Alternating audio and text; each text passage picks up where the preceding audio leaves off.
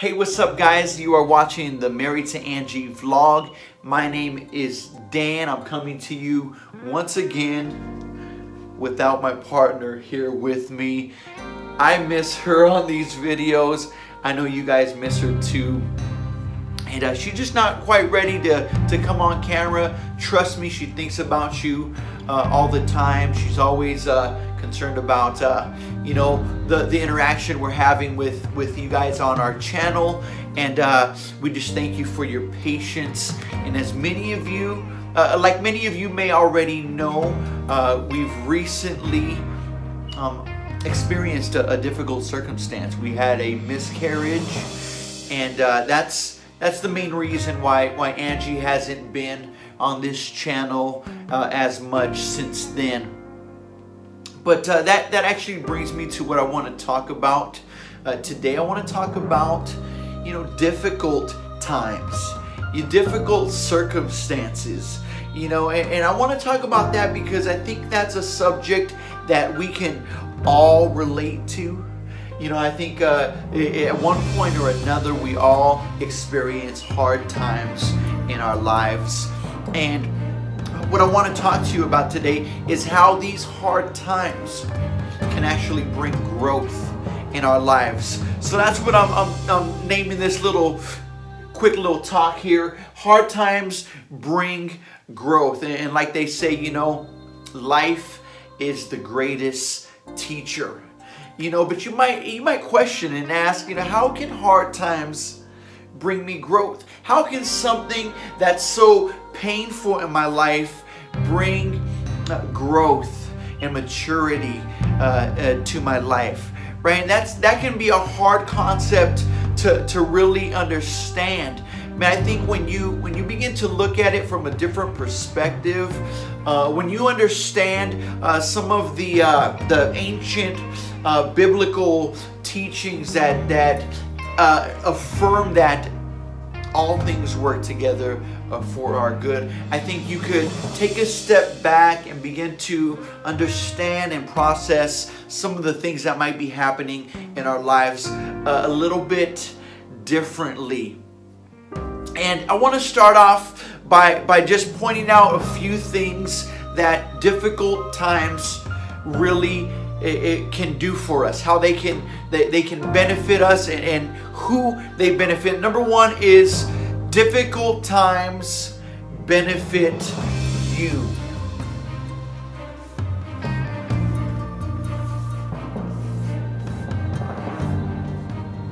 I really believe that everything we experience in life, every high and every low, is really intended to teach us something in our lives. And I think that we as human beings need to be constantly reminding ourselves and asking ourselves the question, what can I learn from this experience? You know, maybe we might not understand fully or clearly exactly why it's happening, but when we can step back and ask ourselves, what can I learn from this? I believe we are able to assess the situation a little bit differently and begin to understand that God is behind everything. God is working in the background, and God allowed this to happen. Now, what is it supposed to teach me? You know, all things work together for our good. And when we understand that, we can take these difficult situations and times and begin to benefit and begin to grow and use them as tools in our lives. So the first thing that difficult times do is they benefit you. And number two, they benefit others.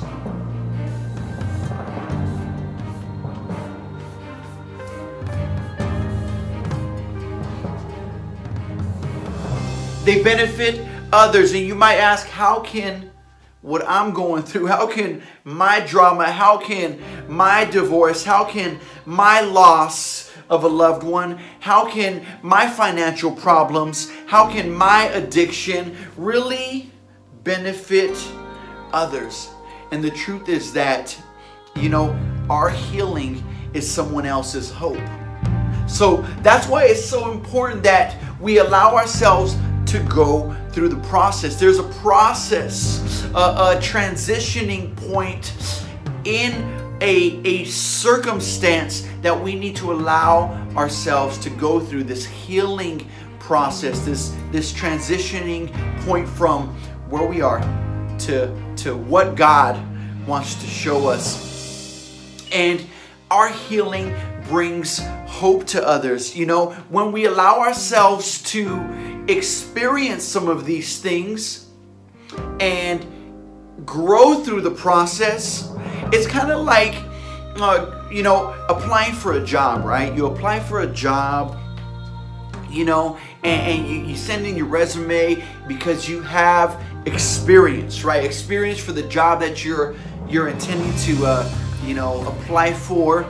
And, the moment the people start picking out the candidates, they see your application, and automatically you are qualified because of your experience. And when we allow ourselves to go through the process of this pain and this learning in this difficult time, it automatically qualifies us to be able to be used by God to share our story with somebody else. I was recently speaking to a good friend of ours, and she knows about our recent loss. She knows we recently lost my grandmother, and she's recently lost her husband. I was telling her I couldn't understand what she was going through, but I admired the fact that she believed that one day she'd see him again. And it just reminded me about how, much that story that she's sharing with me, to bring me comfort. One day we will see our babies again. One day I will see my grandmother again. And it's because of her experience that we're able to actually find encouragement and be able to relate to her story. For 14 years, I don't share this much with a lot of people, but for 14 years in my youth, I struggled with a drug and alcohol addiction. And that is something that I'm not proud of, to be honest with you. That is something that I allowed to rob so many years of my life. But it was after the healing process, it was a long process, that I began to understand, and relate to other people who were coming out of a similar situation. So that is huge, because not only can your circumstance help you to grow, but it can be used by God to help others grow. Your healing is someone else's hope. And lastly, you become more like Jesus. When you allow yourself to go through this process, you become more like Jesus.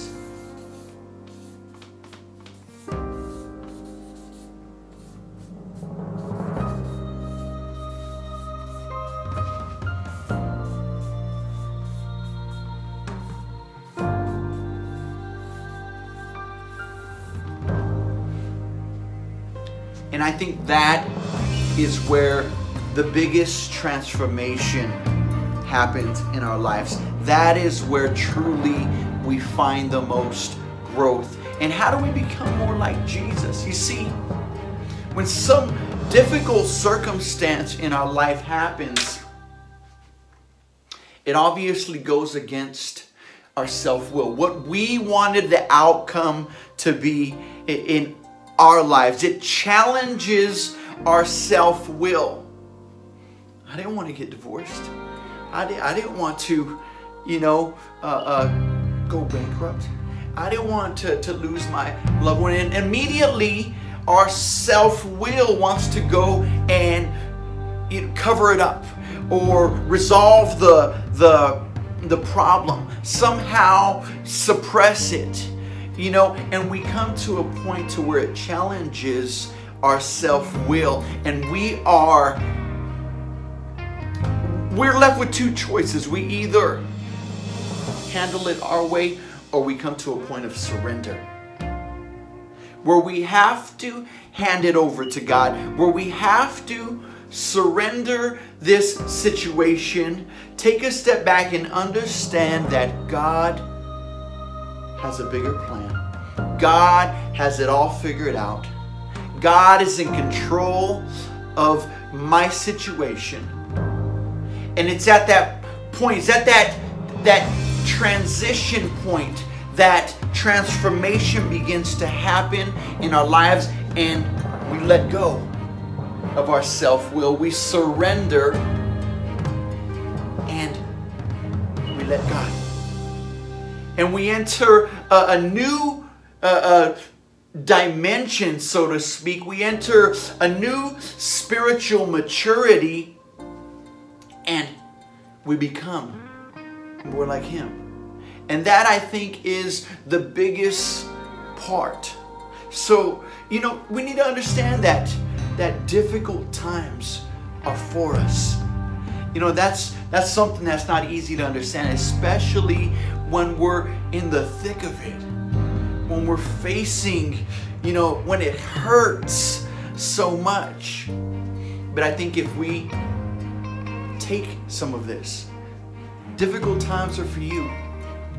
And therefore, they are also for you to help others. You see, your purpose on life, or your purpose in life, is to be a contribution of some kind to someone else, or to this world.